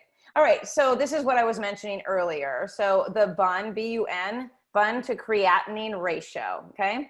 So labtestsonline.org, when you start the school with us, you're going to be able to see, I do an entire week of training over this because I don't encourage coaches to order tests or reinterpret them or anything like that. But I do know that you're going to be looking at them like we are today. So this is exactly what I do with clients is I pull up things that look a little bit like, that's interesting. That number is a little off, right? Okay. And I'm not going to share your labs because it's got your personal information on it, but just to know that the ratio is a little bit high. So this is a drop-down menu. When you go to labtest.org, you have this ability to look at what does a test mean. All right. So first of all, let's just look at what it is, right? Hold on a minute. Let me pull it up. So the test is to evaluate the health of your kidneys and to look at, and it has to do with liver, kidneys, and protein. Creatinine has to do with protein and so on. The ratio is what's off. So what's being tested is urea is a waste product formed in the liver when protein is metabolized into amino acids, right? Mm-hmm. This process produces ammonia, which is then converted into less toxic waste product called urea. All right, so this test measures the blood urea nitrogen level in the blood. So sometimes without saying the whole word, BUN to creatinine ratio is calculated to help determine the cause of elevated ratios. So yours are a little bit high, goes up and down with dehydration and stuff like that. Don't get all panicked about it, nervous about it. Nothing to get, crazy over, because you're going to have a conversation with your doctor about all of this. And he's going to be able to say to you, oh, I see this. And we've talked about this and it could be this, right? Yeah. Keeping in mind, you're breastfeeding. Breastfeeding. Breastfeeding causes dehydration. Okay. And I was a little dehydrated. Yeah. So there you go. Okay. So the reason I'm pulling this up is just so you can kind of see. If you have a place that you're going to go, I'm going to share this with you so you can go back and look at it again. But some examples that can increase levels are, these crazy things right here. But look here, dehydration is in red. You're breastfeeding. This is probably an explanation for it.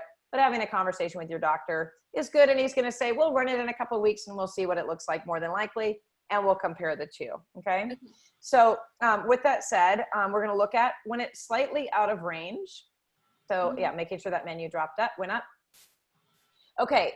So here's what it says here. Again, a single result that is slightly high or low may not have any significance at all, which is why they may want to run a repeat test. Okay. So again, we're looking at the ratio, which is, hold on a second. They're giving you the ranges, usually between 10.0 or 10.1 and 20.1. An increased ratio may be due to blah, blah, blah, blah. They put all the scary stuff in the front, or dehydration. Okay, so we're seeing it again and again as a repetitious thing here. So when I provide you with the link on this, I don't want you going down a rabbit hole of worry. I just want you to know what it's called, right?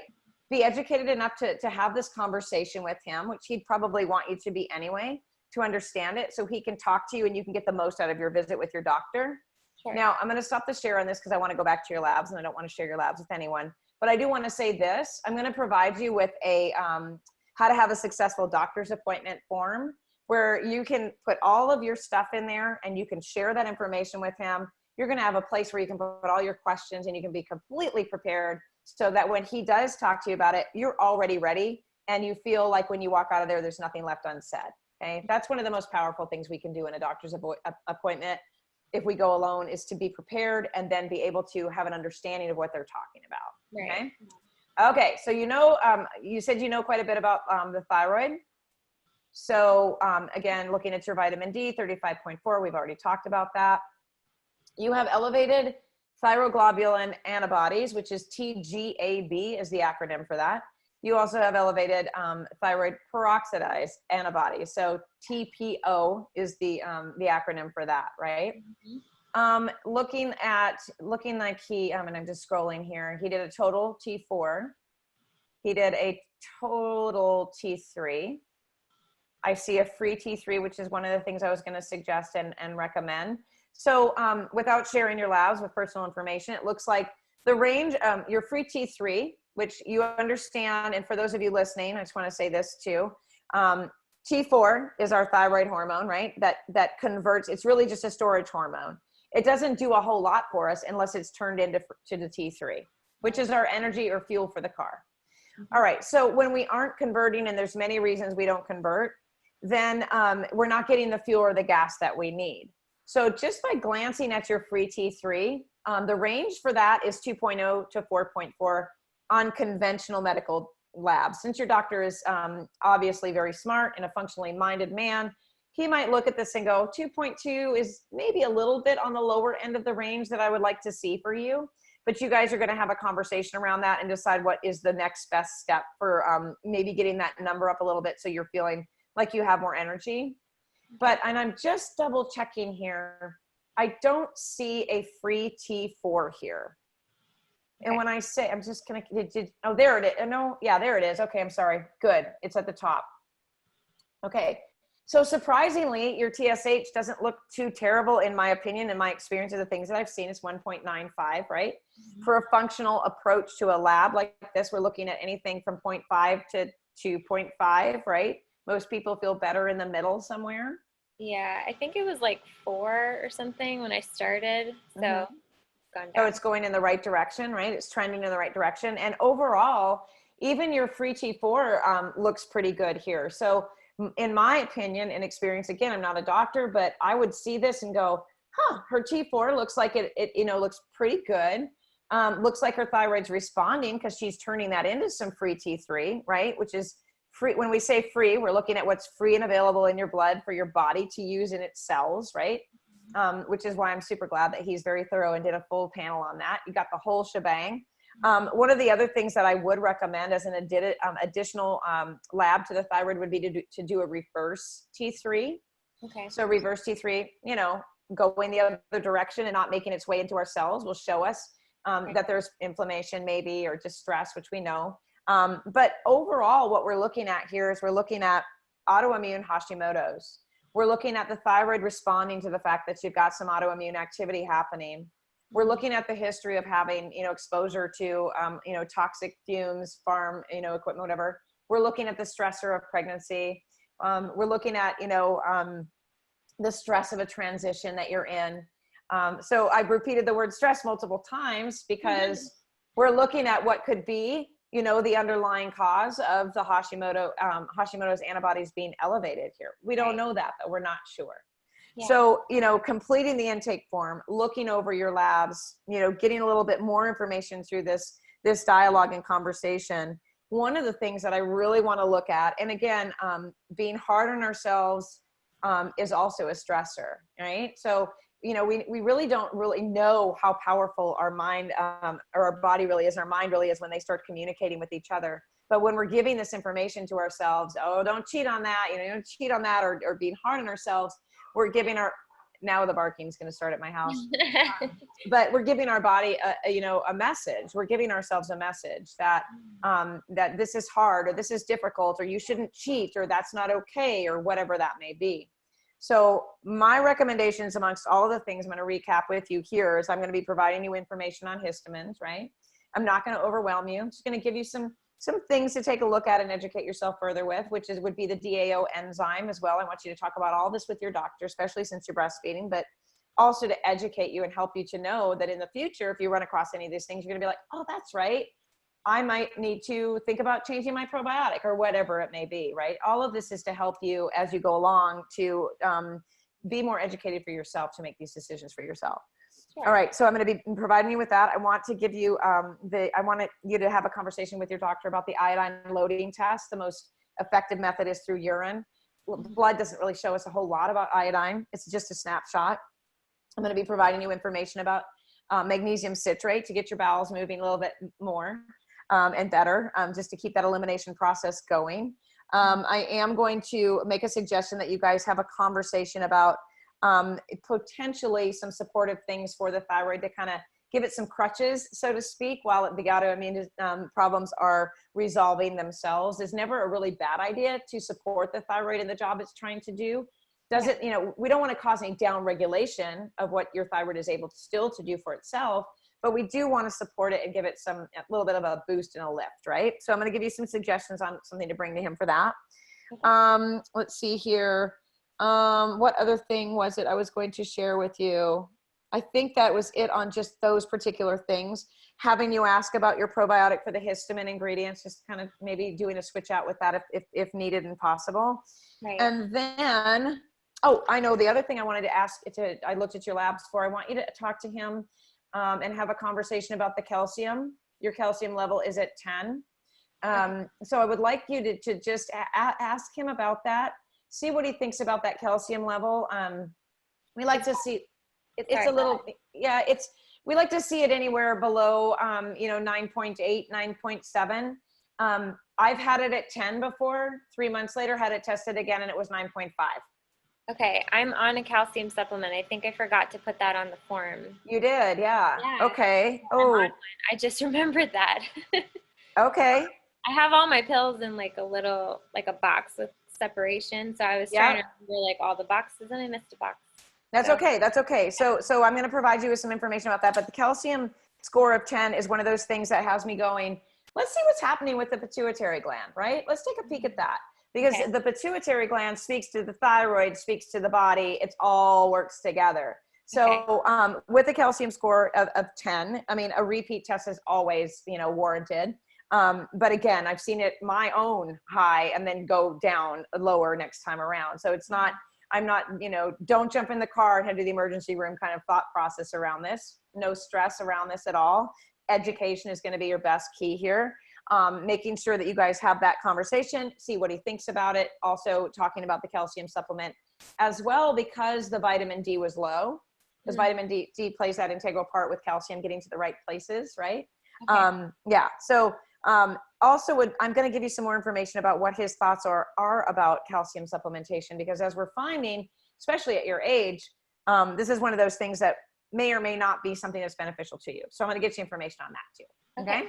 Yeah. But my big picture takeaway on this, and I'm going to give you lots of great feedback in an underwhelming way, is that I really want to change the way that you are feeling and experiencing stress in your body, which means we're going to work a little bit on how you see the world around you and the way that you're living your life in transition right now. More as a blessing than a stressor, right? So I'm going to give you some information on that. I'm going to just kind of want to offer you just some supportive things that might help you to take an even deeper breath of relaxation around where you are right now, because I'm not undermining it by any stretch. You are under a lot of stress, right? You are in transition. You have children. You've got an autoimmune thing going on. But gosh, all the other things that are fantastic over here, the supportive, loving husband and family and all of that stuff.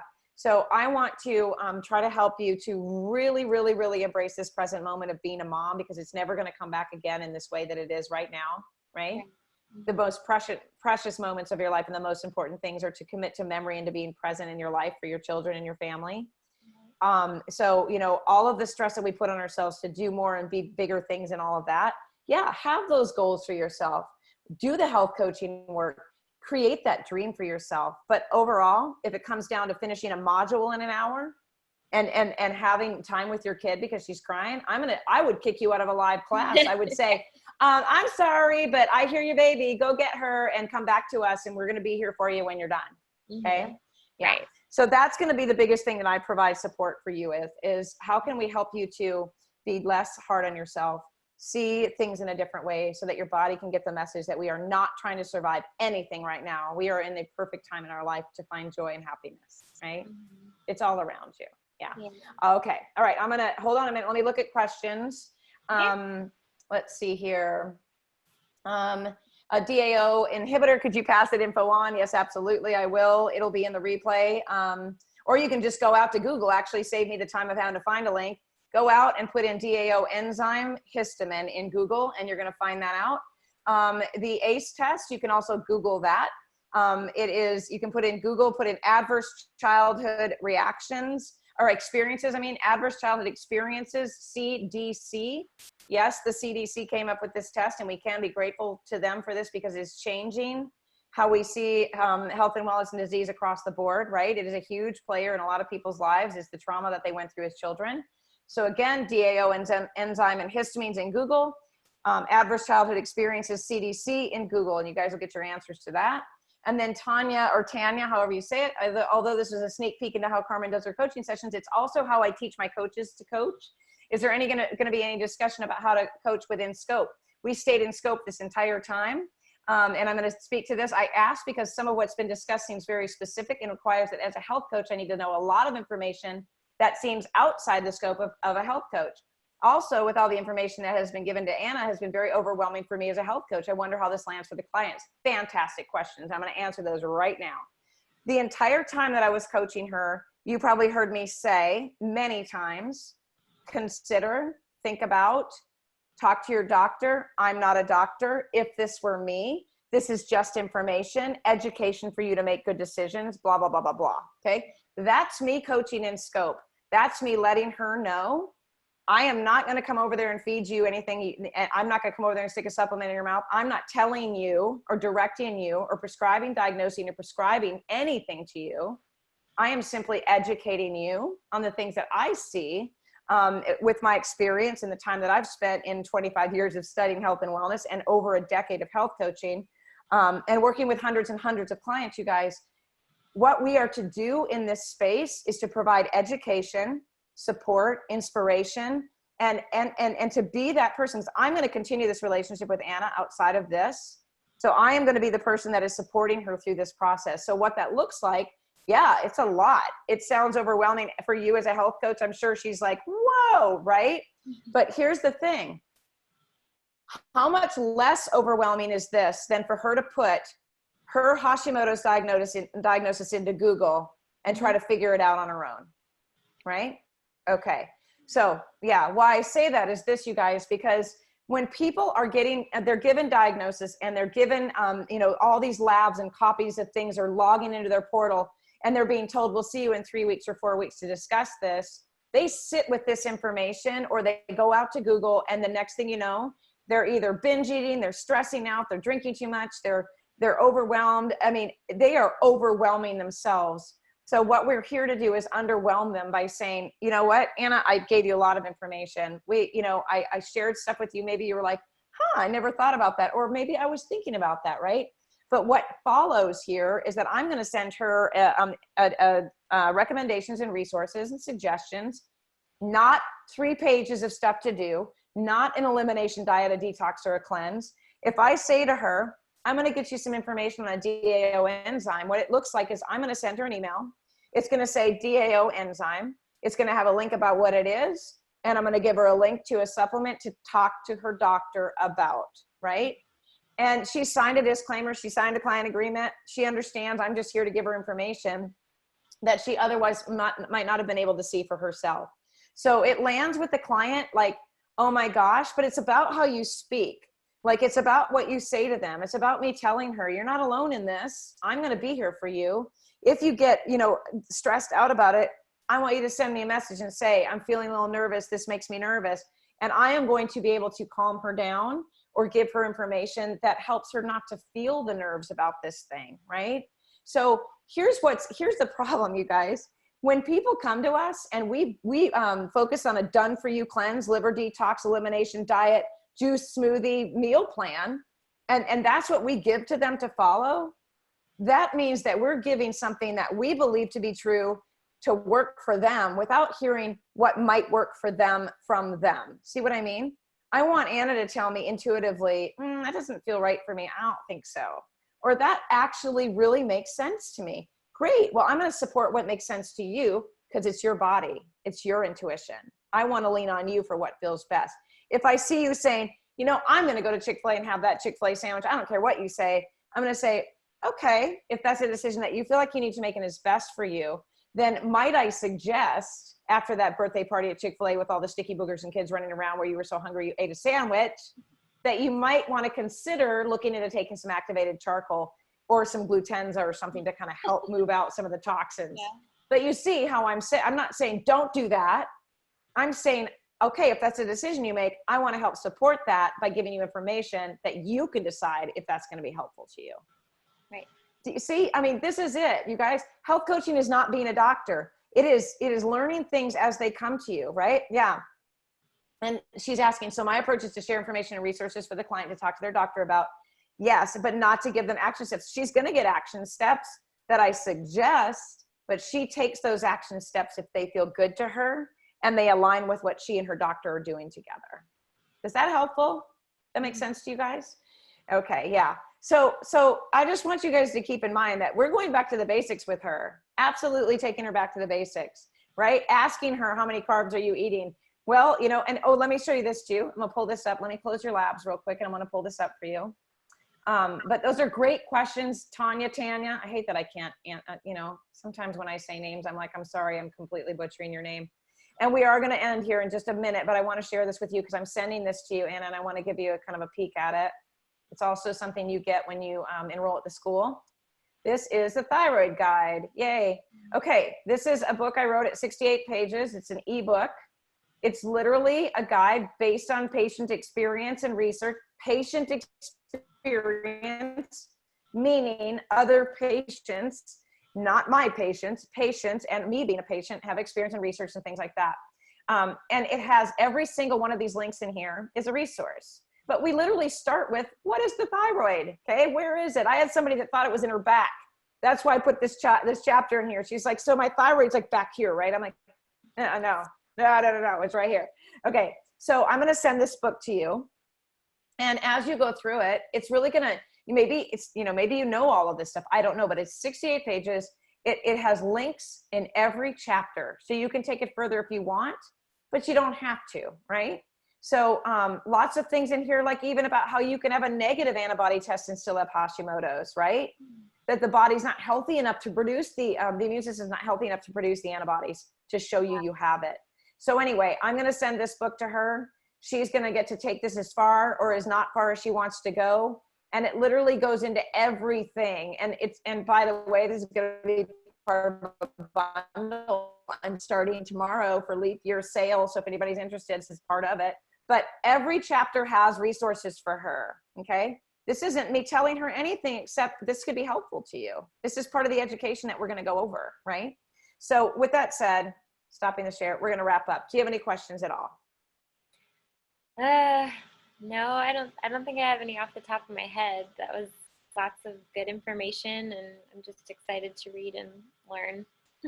Yeah, it's good. And again, don't dive headfirst in and tell everyone to leave you alone because you're going to learn all this. It's learning in a very low stress way.